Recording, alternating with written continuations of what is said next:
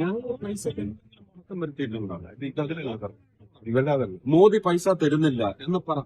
ഇതല്ല, ഇവരുടേത് ടൂറിസത്തിൽ നിന്ന് വരുന്ന ഫണ്ടാണ്. അപ്പൊ അതിൽ ആദ്യത്തെ 1.5 മാസത്തെ അവർ കൊടുത്തു, ബാക്കി ഓർഡർ ആയിട്ടുണ്ട്. നാളെ എന്ന് കൊടുക്കും.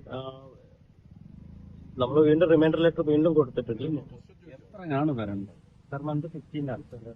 അതല്ല, എത്രയാണ് അവർക്ക് വന്നാൽ കൊടുക്കാൻ പറ്റുന്നത്? 54 പേര്. 54 പേര്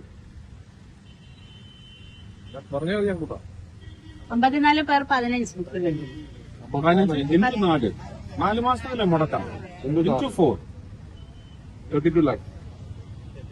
32 lakhs ഞാൻ ഇപ്പൊ ഡെപ്പോസിറ്റ് ചെയ്യാൻ കൊടുത്ത് എനിക്ക് റീഇംബേഴ്സ് ചെയ്യും.